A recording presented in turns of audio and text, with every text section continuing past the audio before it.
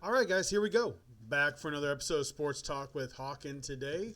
It's a general podcast. We're going to go over some of the news that's taken place over the last couple of days, weigh in on some of the happenings as we continue to look forward. And let's go ahead and get into it. Here we go.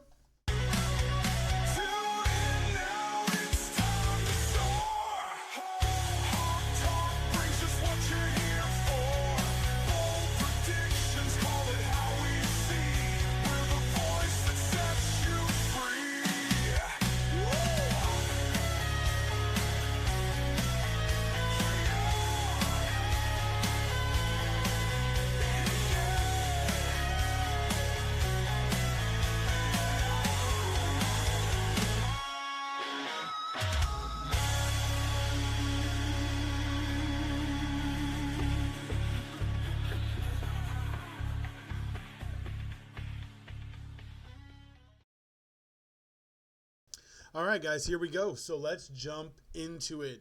Couple of different trades have happened over the last couple of days, but let's go ahead and kind of wrap up what happened last night between the Pacers and the Thunder in Game 5. Tyrese Halliburton has a calf strain. He has said if he can walk, he wants to play. Honestly, I would bench him. And here is why. I think the team is actually better without him right now. Yes, Pacer fans are going to be in uproar over that, saying that can't be the case. But look at his inconsistency. Look at how badly he has played in our losses. Look at how solid he's been in our wins. And the fact that this is not a team we're going to be out clutching at the end of the game. And I think TJ McConnell coming off the bench, if we start Nembhard, if we start Mathurin at the 2, and we go with McConnell off the bench, Shepherd off the bench, I think this could work at home. I think we can still get the W, bring in Thomas Bryant with Obi Toppin, run as hard as we can, really run, be smart with what we do, and go from there. I hate how sloppy. I mean, it's been bad. The Thunder play absolutely great defense, and I do not want to take anything away from them. But this sloppiness is horrendous. Just absolutely horrendous. Dribbling with the ball way away from your body. Like you're just inviting people to come from the backside, poke it out. Passes that are just stupid. Passes at people's feet. It's been annoying.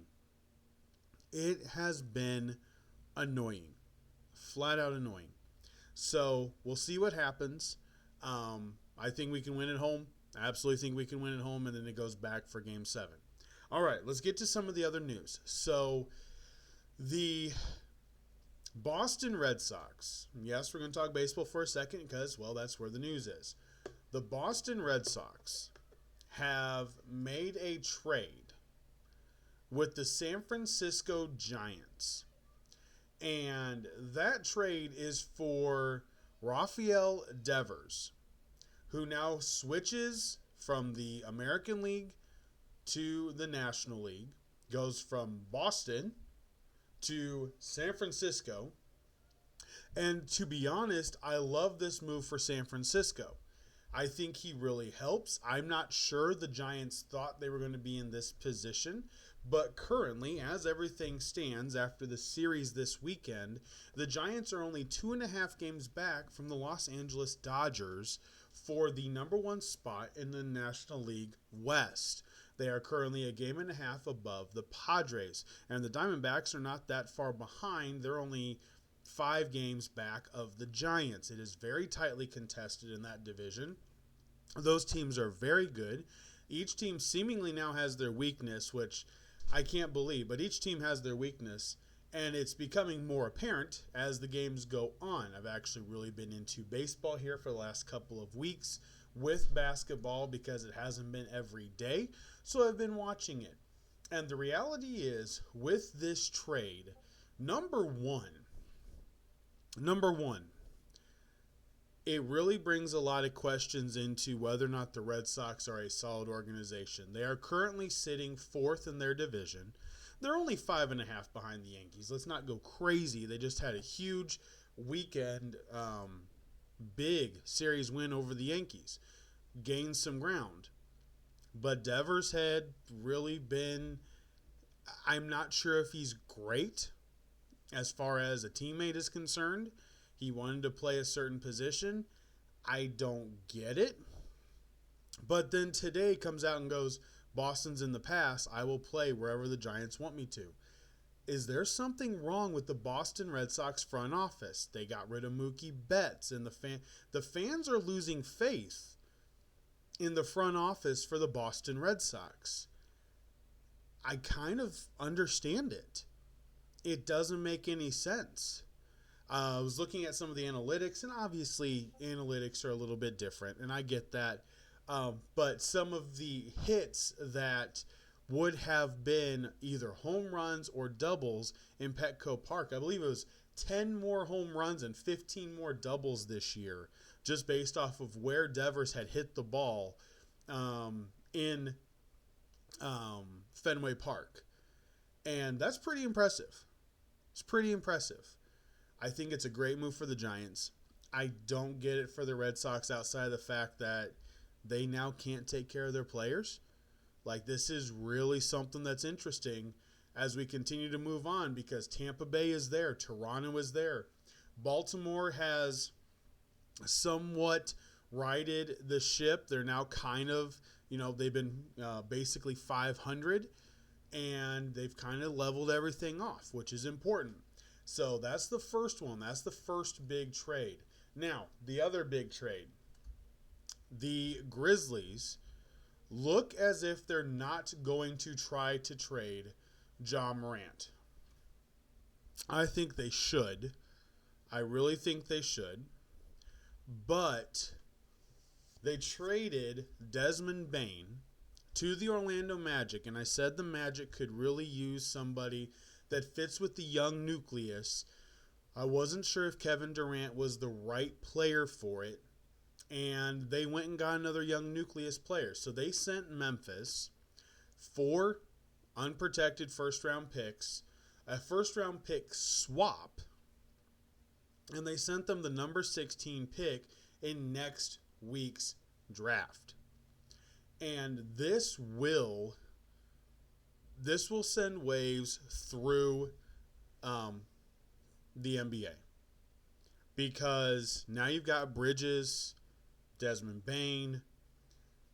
Some of these players are getting a lot of these unprotected first-round picks. Now, I think it's a mistake. Now, here's why. Because I think that some general managers are still looking at college basketball as it was for the last 5 to 10 years. I don't think they're looking at what it's going to become. This year's draft is a really solid draft. I think we're going to get more consistent drafts. Once every 3 years, you may have a lower one, but I think we're going to be going 66% of the drafts are going to be drafts that you're drafting 20 to 25 deep, and you're expecting them to start and not really necessarily have to work them into it because of NIL, because of how everything is going to play out. So I think it's a mistake to trade that many picks for Desmond Bane. But he absolutely fills a role that they need. He got 3-point shooting, defense. You add a wing player to this already young nucleus, exciting, fast, aggressive, really strong, really physical. And they didn't have to give up anybody that was really worth much. They gave up Kentavious Caldwell-Pope, and they gave up Cole Anthony, 2 guys that are going to come off the bench for the Memphis Grizzlies. So honestly, the Grizzlies are hoping the draft picks hit. They've now got the number 16 pick and their own, which means this is going to be a big draft for a couple of teams. Another team that made a trade, the Pacers made a trade today. They sent their pick, this next week's draft pick, which I think is a horrible mistake, number 23, to the Pelicans, and a player to clear up some cap space for after the season's over to be able to sign re-sign the players they have. I get it, but I wanted that first round pick. This is a really good draft, and you got nothing. You got a 2026 first round pick out of it, and honestly, I think it was really bad. I really do. This is the year I think you make the trade. You don't blow it up, but you realize something doesn't work. We're not big enough. Can you get a big player? I said it in the short this morning. Jalen Williams is big and strong. Dort, big and strong. Cason Wallace, big and strong. The Pacers are long and lanky. They're getting out-muscled. There's no other way of putting it. They're getting out-muscled. Halliburton is not big. He's long and lanky. He's not big. He's not really that strong.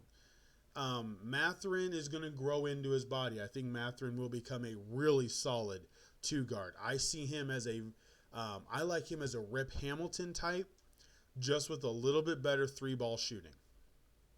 Okay? Siakam is Siakam, but he's not big. He's not big. He doesn't do a great job of boxing out for the boards. Turner's really the only big guy we have. And I was thinking either one, we get a big wing defender, a sturdy wing defender that can play the 3-4, like an Obi Toppin, but a little bit faster, a little bit better, more refined.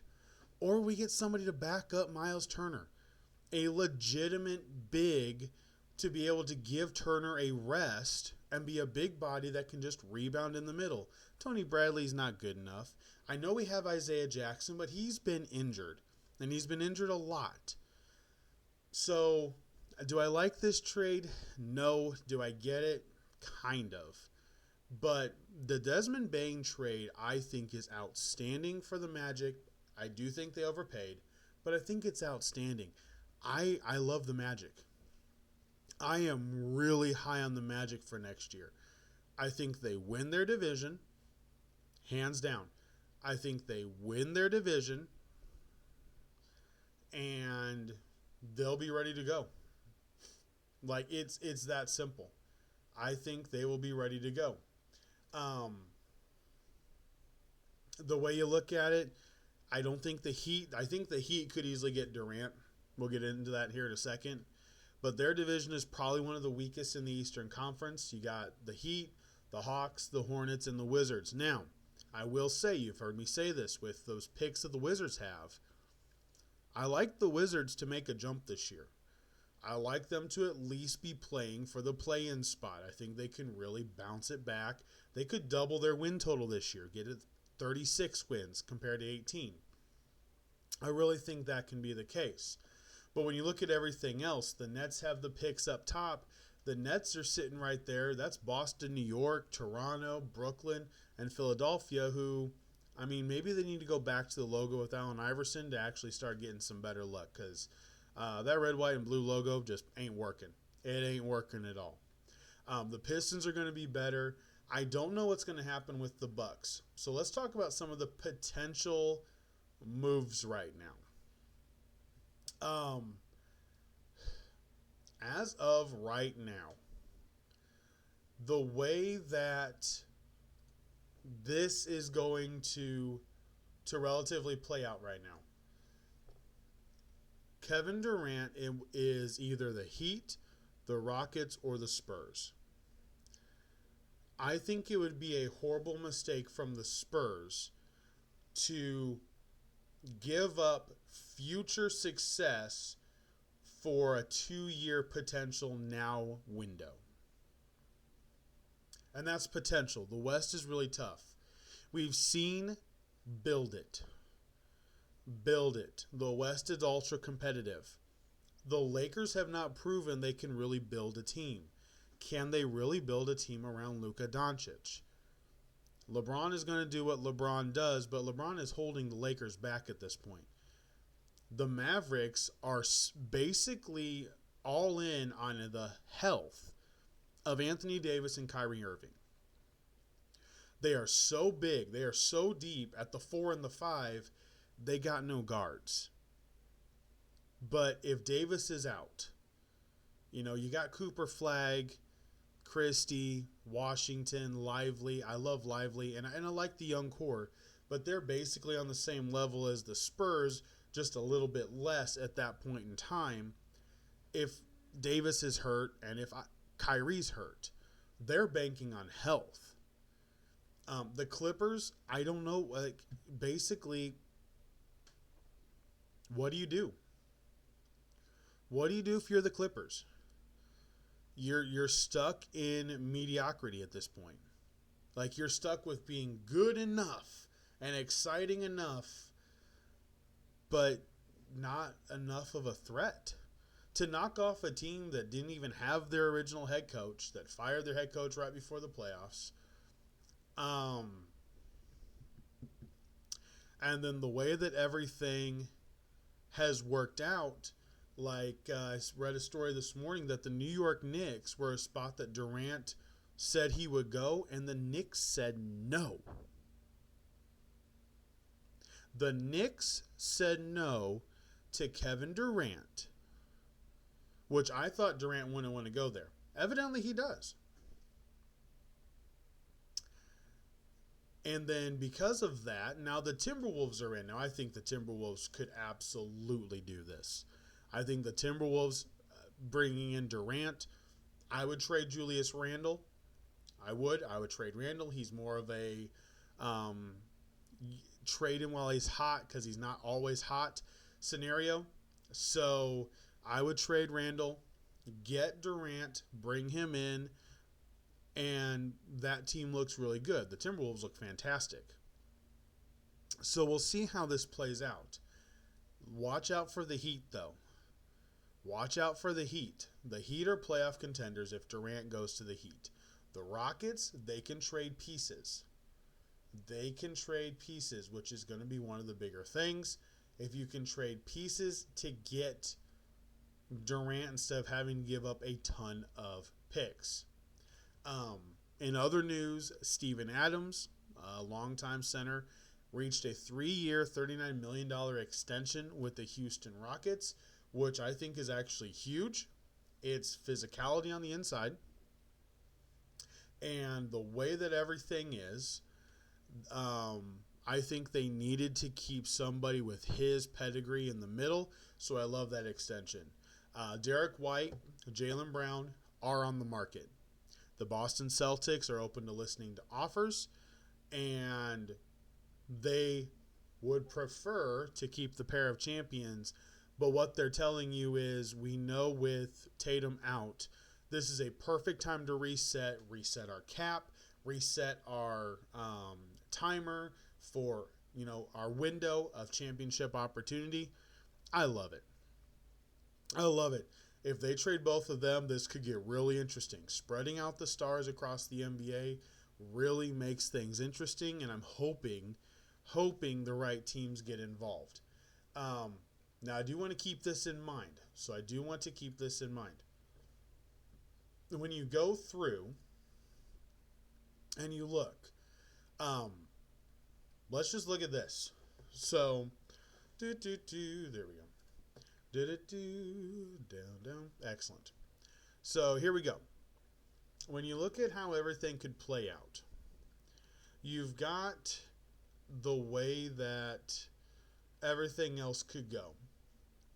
But Philadelphia is sitting there at 3. Yes, 3. So they've got a really high pick to potentially be able to use to get one of those players. I don't see Boston trading Jaylen Brown to Philadelphia. But hey, if you traded Jaylen Brown to Philadelphia and get that number 3 pick, it resets your cap, and it works. Who knows? The Wizards, like I've said, I love where they're at. They've got the 6th pick, and they've got the 18th pick. I think that's really, really big for them. Then you've got the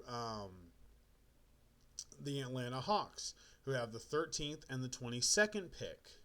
What if you get Jaylen Brown to go there? Drew Holiday, I know, is going to be on the market. Al Horford's going to be on the market. Certain teams could really make these moves. The Memphis Grizzlies now have number 16, and then that is their only draft pick in this draft. The Brooklyn Nets have 8 and 19 and 26 and 27. So the reality is the Brooklyn Nets could really make a trade, and I'm wondering if the Rockets would make a trade with the Nets, trade some of their young talent to the Nets, get 2 first-round picks, and then be able to use that to go get another player. I think the Nets could really be an interesting team here because of how many draft picks they have. 4 picks is a lot. The Orlando Magic still have the 25th pick in this draft, so they still have a draft pick. They could potentially trade it away. There's no doubt about that. The Pelicans now have the 7th and the 23rd. The Jazz have the 5th and the 21st.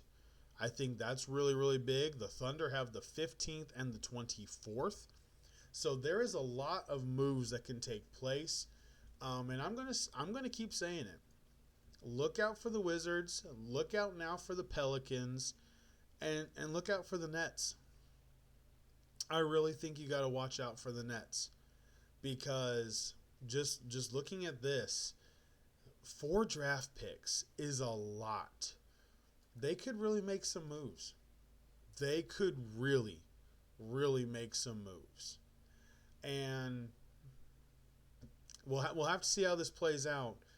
But if the Nets could be smart, I like it. I like where they're at. All right, so let's close it out with this. The number 1 defensive spending team in the NFL is the Pittsburgh Steelers, and it's not even close. Not even close. They just signed Deshaun Elliott to a 2-year, $12.5 million extension with $9.21 guaranteed. So they spent more money on defense. They spent more money on defense. I don't even know what to think of it anymore. I really don't. I don't even know what to think of it anymore. It's definitely interesting. It's definitely interesting. And I don't know what the Steelers are going to do. If they're going to sign TJ Watt to that ginormous extension. Trey Hendrickson and the Bengals are evidently talking again. I don't know where the Shamar Stewart issue lies at this point. Not really sure. But it is interesting. Football is about a month from all the rookies reporting to training camp and starting to get everything going. And it's heating up. It's heating up. I feel bad. Jackson, the left tackle for the Rams, is dealing with blood clots in his leg. So best wishes and prayers to him, because we've seen that take some players out recently. This is starting to become an issue. There have been a lot of players that have dealt with blood clots, whether in the heart, the legs. This is becoming a real issue. So I hope this isn't something that's going to continue in the future, because blood clots are nothing to deal with. They're nothing to play around with. So best thoughts, prayers to him. Hopefully they can get it figured out and it doesn't end up ruining his NFL season or his career. So there's the general news, guys, and got the top 10 list coming. Those are already recorded.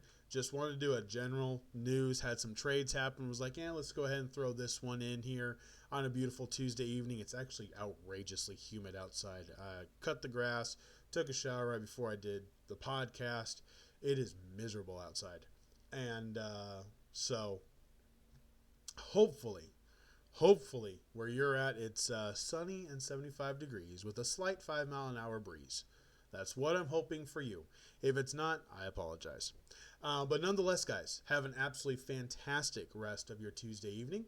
Make it the best Wednesday that you can, and I will see you guys tomorrow with the top 10 point guards of the 1990s. Until then, for Sports Talk with Hawk, I am Hawk, and I'm out. Have a great night, guys.